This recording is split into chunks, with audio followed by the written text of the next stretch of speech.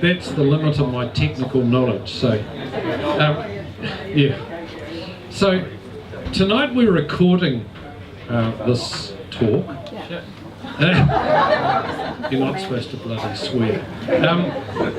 So tonight we're recording this, and so because people from around the world have asked, who get the Tuesday Club notes, have asked if they can listen to Abbas. And so Aaron Campbell is recording it back there, and don't walk in front of the camera, and somebody's already tripped over the camera, so if the film's wonky for those of you watching it, I can point out the person that tripped over the camera. But just to explain to the world, because we're going to put this up on YouTube, the Tuesday Club is a grouping of people who each Tuesday night debate the issues of our city and our region and our world. And we've been doing it for the last few years, and the numbers have grown and grown and grown. There's over 800 people on the email list, and Tom King, sitting in the front row there, sent it to 180 people this week, and it just goes everywhere. And what we try and do is we try and work on solutions. So tonight I've written about Abbas. I met him as a little fat. In fact, he's lost quite a lot of weight. No, I haven't. I've found it.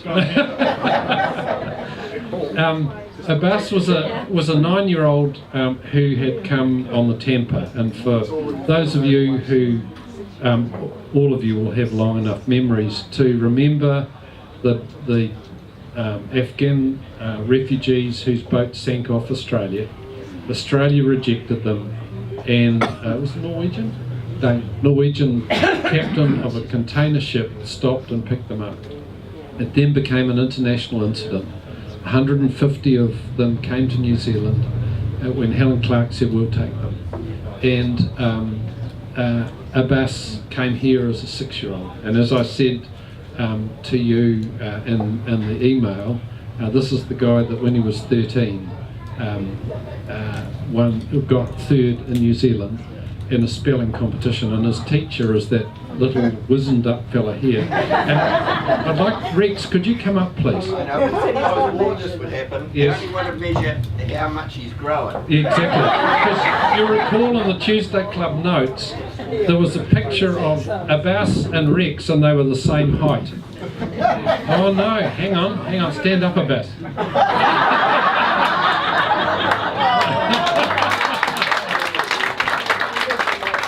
I hate this respect of age.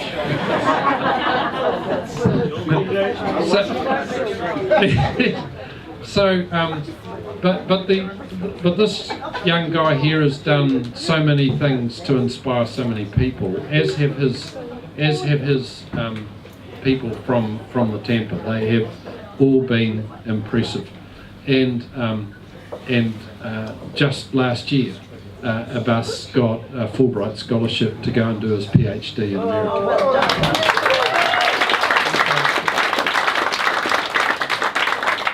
And I love the line, he came to me and asked would I be a referee when he was applying for a job in Treasury, and I said, but you don't believe in any of this neoliberal bullshit. And he said, precisely, that's why I want to go and work there.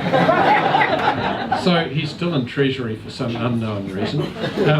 And he... Are we recording? Yes, to your Treasury bosses, hello. But anyway, Abbas has got a colleague, a mate, who will come in as well. He may even come in through the window. But when Abbas is finished, you can... Yes, that's right.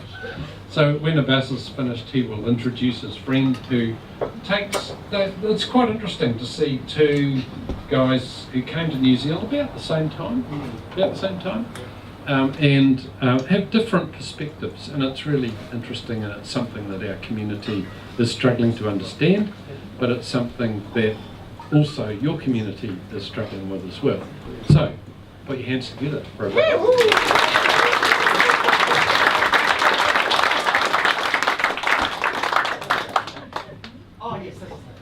Who's got my beer? It's a good thing about being with a Muslim, they don't think you've been. Did you hear that?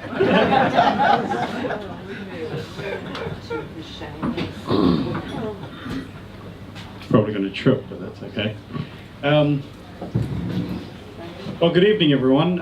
Thanks for coming along. I think Gary gave me about 20 to 25 minutes, but I'll actually probably be a bit shorter than that, and hopefully open up the space for conversation and actually questions, and hopefully some answers as well. Thanks for that lovely introduction. Look, I'm going to begin with a very short story in 3 very distinct chapters.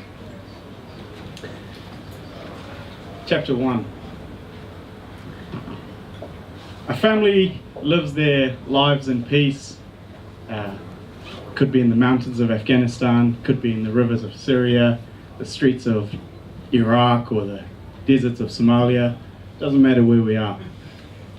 A family lives their life in peace, goes about their day, going day to day, work, school, whatever that may be. And forces outside their control, whether that be political, whether that be tribal, ethnic, religious, whatever that may be, forces outside their control come, and they are forced to leave what they know and leave everything that they have built and try to move and resettle elsewhere. And that elsewhere can be the nearest city, over the border, family and friends that are able to offer refuge, jumping on a boat to go to a distant island. And they are, after a while, they reach their destination, wherever they may be, and they begin anew. Chapter 2.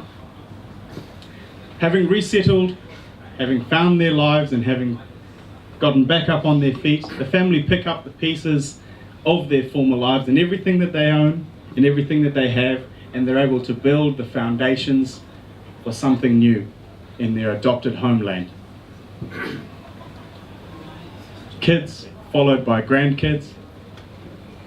Children end up becoming young adults and graduates, going from housing estates to building and thriving on small business, hopefully large ones too. And you see this wonderful story of progress, having either come from privilege or not, but starting at what my dad calls starting at zero, and hopefully always progressing forward and upwards. Chapter 3. As life goes on, the road ahead becomes a little bumpier. You start to see little differences and little divides growing between probably the first and second and third generation migrants and their children afterwards. You start to see that generational divide and that gap growing wider and wider. And you start to see that close-knit, small community that was formed in the early years have now grown massive and larger, and now there's a huge variety of views and opinions within that community. And for whatever reason, whether it be life, fate, misfortune, destiny, you're thrown a curveball, like what we saw on Friday. And that family and that community is forced to go back to the beginning and forced to pick up the pieces of their shattered lives and begin again. That is where we are today.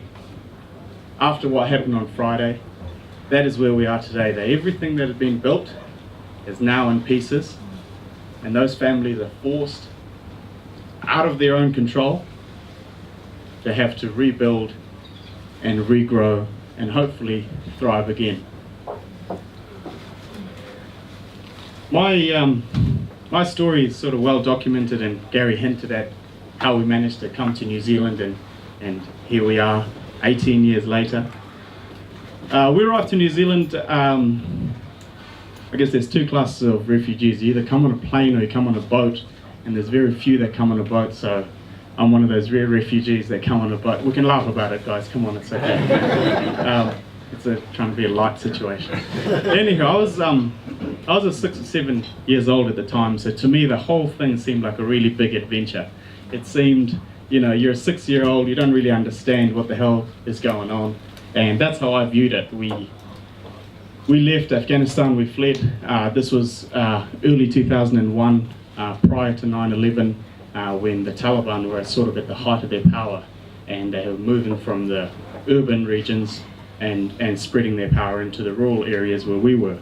And slowly but surely that violence and that threat of danger was starting to come closer and closer, until it was decided that it was no longer safe and we had to leave and seek refuge. And so we did, and refuge was across the border in Pakistan, and here we were left with the choice of what to do. And this is what many refugees have to decide what to do: either go through the official channels of the United Nations UNHCR, United Nations High Commission for Refugees, an application. From point of application to resettlement in a foreign country, you're probably looking at 15 to 20 years. So you can go down through that channel, or if you have the resources and you are willing to take that risk, you can try the other channel, which is physically arrive on the shores of another country. And at that time, that other country was going to be Australia. So we make our way to Indonesia, hop on a boat, and as we come along the Indian Ocean, obviously it's a small fishing boat, not made for humans and obviously not made for such a journey. And overnight we strike a storm and the engine goes out, and here we are at the mercy of the waves. I compare it to putting a duck in a bathtub and just watching it go up and down with every splash, and that's how we were. And we survived that trip. We survived by the mercy of luck, life, misfortune, whatever you may call it. We survived that night, and the next day we were picked up by a container ship. It just so happened to be going from Perth, Western Australia to Singapore, and it picked up our Mayday call. And so began an international dispute about ownership and control and decision making, something that you all might be quite familiar with in the aftermath of the earthquakes. That's another joke.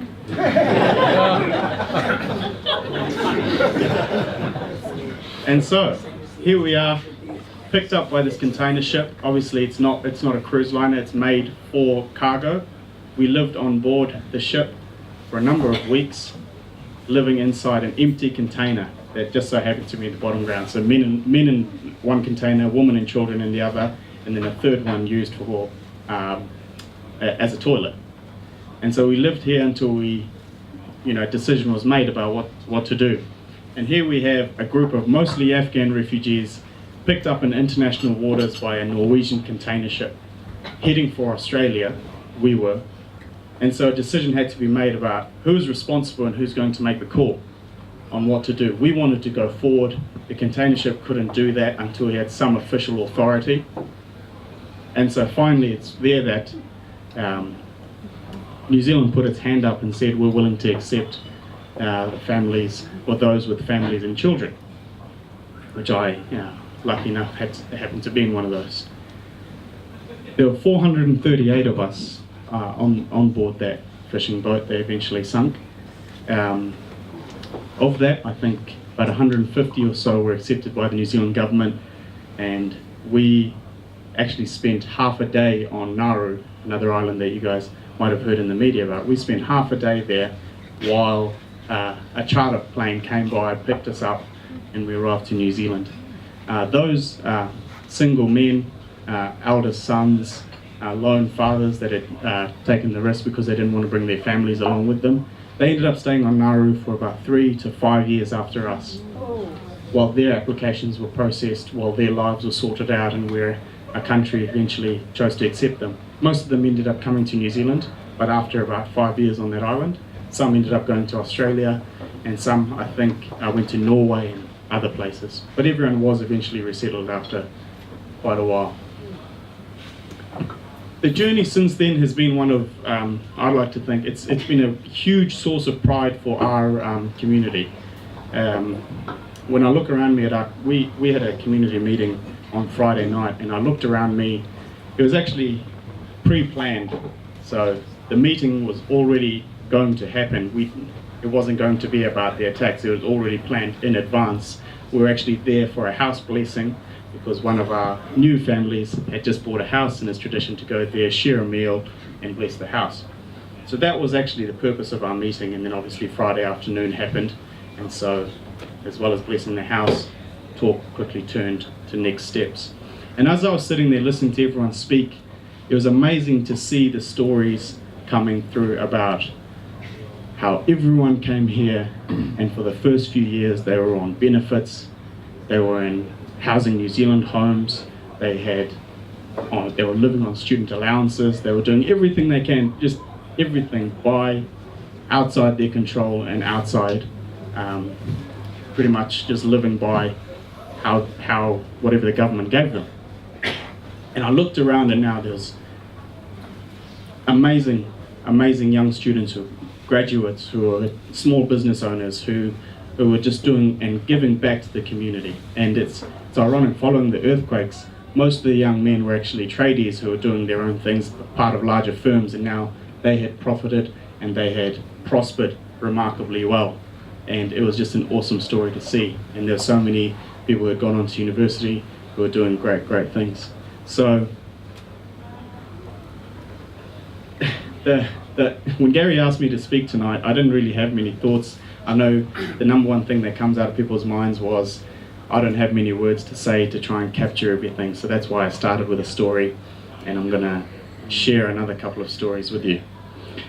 On Friday afternoon, I was having lunch with my sister at the mall, and I got a text saying there's an active shooter situation at the mosque, and I thought, what the hell is going on? We left the mall, and I said, I want to go check it out, rubbernecking.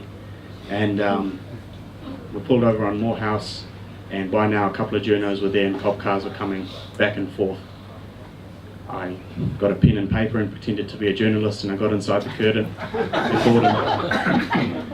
And we were there just sort of checking out the scene, trying to make sense of things.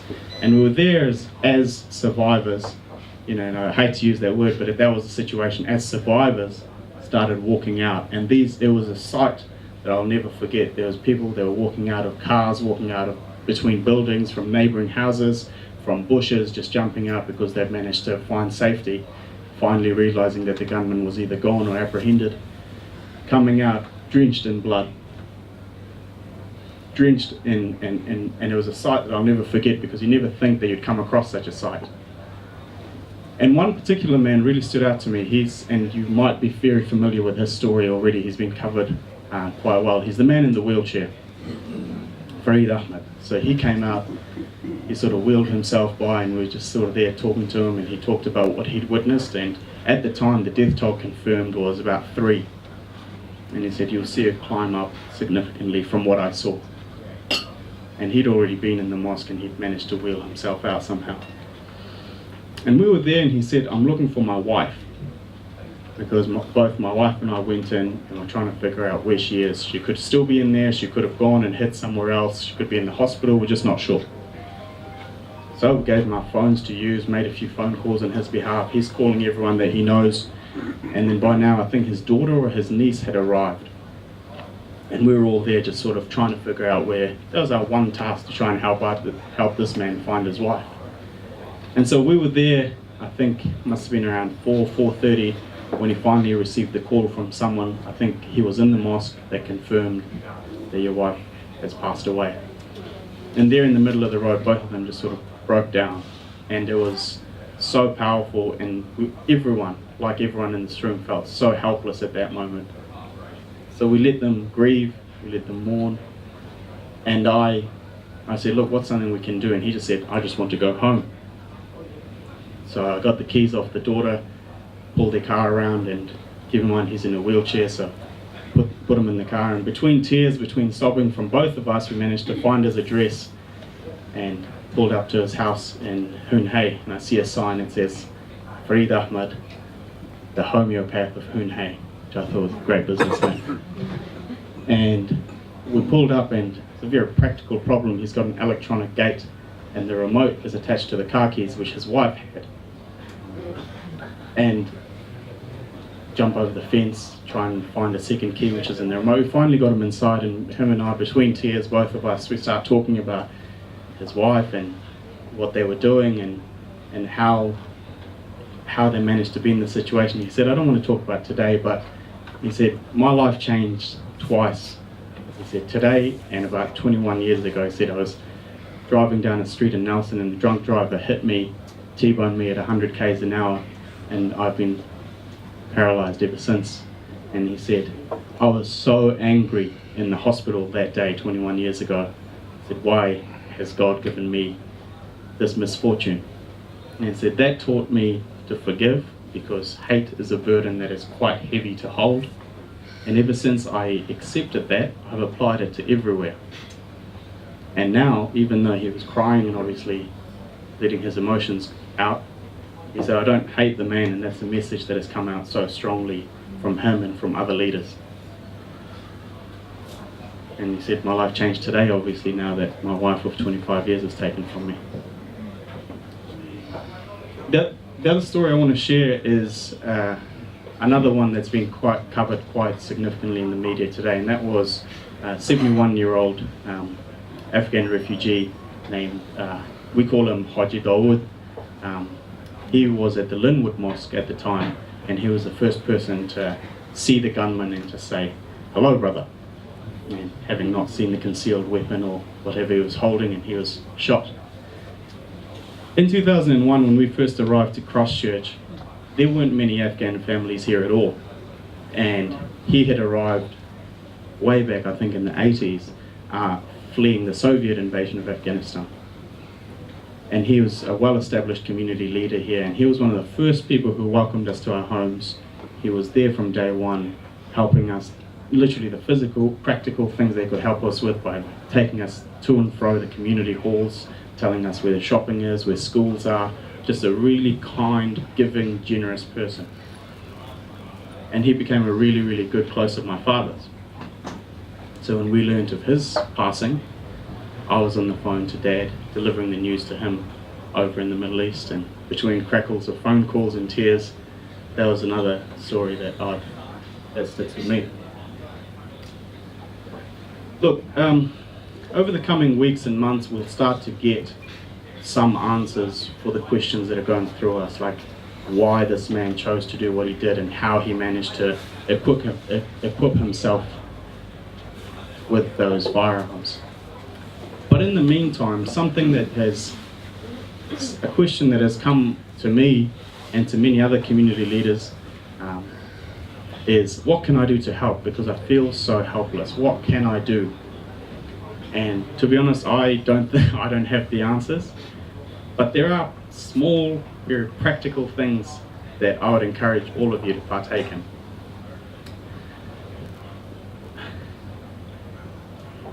Firstly, I think there has been spark from this, sadly, but there is starting to happen in New Zealand an honest conversation about race. And it's sad to think that it took an event like this for it to happen, and people that have been championing this conversation say, they don't want to say I told you so, but they've been doing this work, but because they were seen as, I don't want to engage with that, or it's too taboo, or it's too uncomfortable for me to engage with that sort of pushed that away. But now we're starting to see an honest conversation about race, about what it means to have casual racism in society, about actually calling people out for what they say and what they do, both good and bad. So I urge you, when you see those conversations happening, to actually, if you have nothing to input, but actually listening with as open and honest as possible, and try and dig at what the foundations are.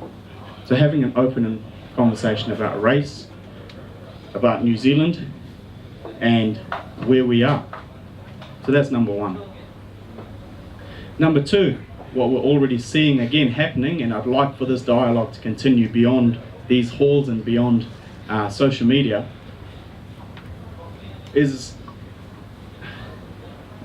when it comes to refugees and when it comes to anyone brown and from the Middle East, you kind of shed them in two lights. Either they're exceptionally talented and we're so glad that we accepted you and you're part of our society, or you're on the other end of the spectrum and that's not the kind that we want here in New Zealand. There's no in between. We hold our refugees to a much higher standard. We expect them to integrate into society, and we expect them to drop everything that they have, all the baggage that they carry, to leave that and say, welcome to New Zealand, but can you not be you, please? And that conversation's taking place now, but whenever I see a great feel-good story about this brown boy or this brown girl from the Middle East coming through, it's always like they're athletically gifted, or they're academically gifted, or they've done something to make us proud. And it's that exceptionalist story because we hold them to a high bar because they came from nothing and look at how great they've done. Why do we do that? It's as if they should be grateful for all the opportunities that have been given to us. And that's not to say that I'm not grateful, I am. But we do that constantly, like, we gave you a place to stay here.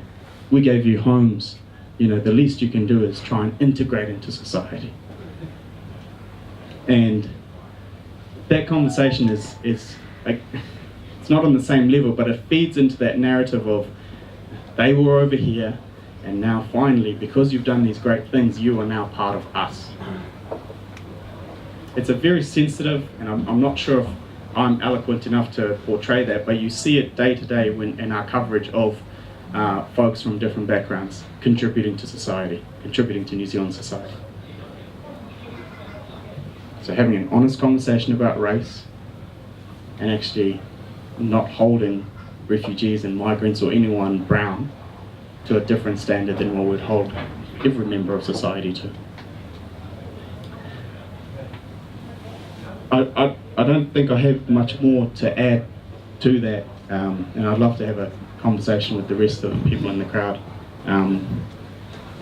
about it. I think, yeah, and just open up the floor to comments and questions about how you were impacted by Friday's events and anything practical or anything not in the immediate, I'm not talking this week because there's more than enough help on the ground.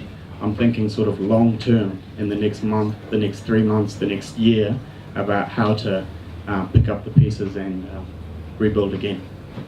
Now, thank you everyone.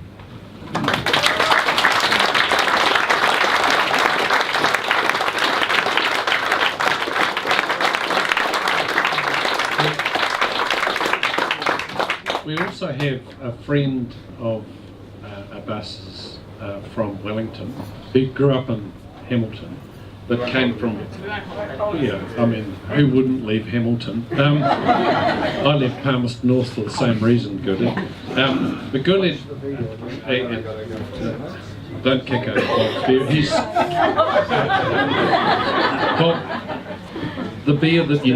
Bob, the beer that you nearly kicked over is a Scotsman and he hates wastage. So, Guled, would you like to add to what I noticed you were nodding out there? What would you like to add?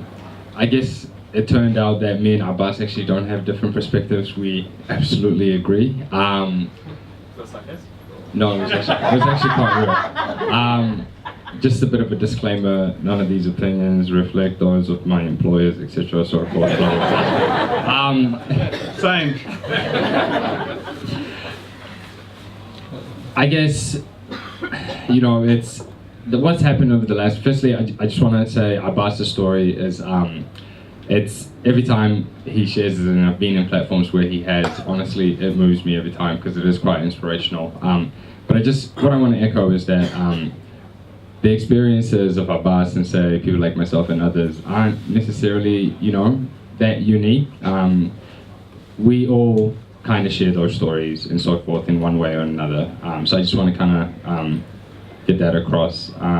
And since you've debunked the ungrateful refugee narrative, I will go ahead and be that ungrateful refugee. I guess the events that have taken place over the last few days is heartbreaking, and we as a community, we're still trying to comprehend what's happened, and we're still trying to put the pieces together, and it's going to take some time. And there's a lot of questions. So we're grieving, we are devastated, we're upset, we're angry, mixed emotions, and rightly so. But I can't really say I'm absolutely surprised by it. I can't. We as a community have talked about growing racism, Islamophobia, white supremacist extremist ideologies. We've been talking about this constantly as a community, only to have been constantly ignored. And as Abbas said, I do think it's time we have those conversations, those very uncomfortable conversations that we've been trying to have.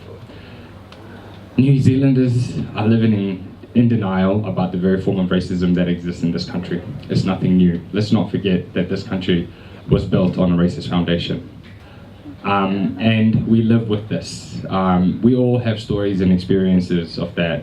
I mean, myself, I came same age as Abbas to New Zealand, 6 years old, you know? And you don't ever expect to be resettled from, I suppose, for your family to flee violence and war and all of that, to come to a place like New Zealand and to be dealt with getting chased by skinheads and all of these things as a primary school student. Do you know what I mean? And it's horrendous, but we've known about this, we've talked about it, we've constantly been ignored. So, and it's deeply frustrating that it's gotten to this point.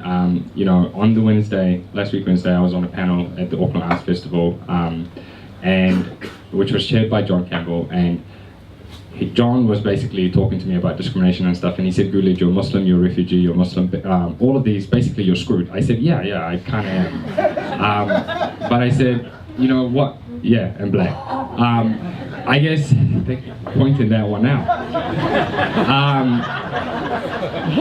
I guess, and what I said to John was, hey, look, yeah, it's you're right. I'm kind of obviously disadvantaged in that sense.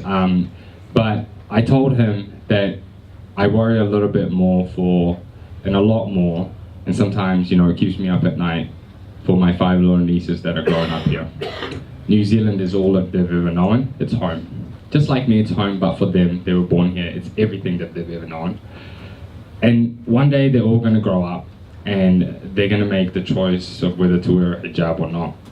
And with that comes a added price that they have to pay, essentially. And I said, you know, John, my fear is that, are they gonna be okay? Are they gonna be safe? You know, and I worry for them. I worry for them. And I said, and I just wonder if it's going to be a tragic event that makes us realize, or New Zealanders realize, the sense of fear that we Muslim communities and other marginalized communities live with in this nation. 2 days later, this happens. So we've been trying to give the signals and stuff. And honestly, I'm done talking about race with white people because it's the most frustrating thing ever. So I just want to say, listen to Muslims, listen to us, listen to our stories, and actually hear our lived experiences. Don't try to diminish them, and educate your peers and others. I'm honestly lost for words. I don't know what else to say to you. I have no other words, but yeah, kia ora.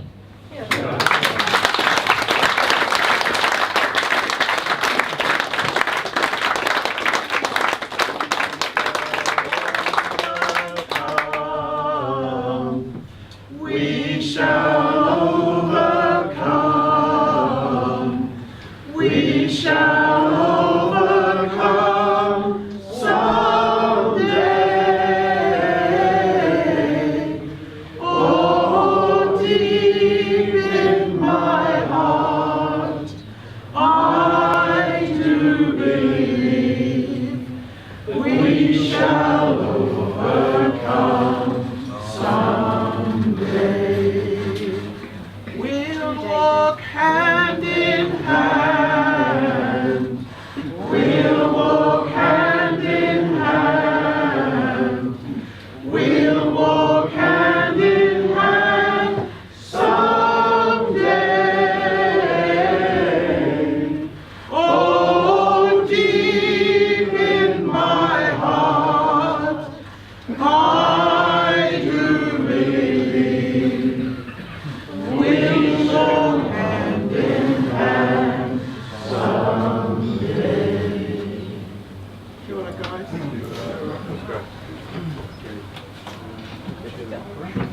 Yeah. Now,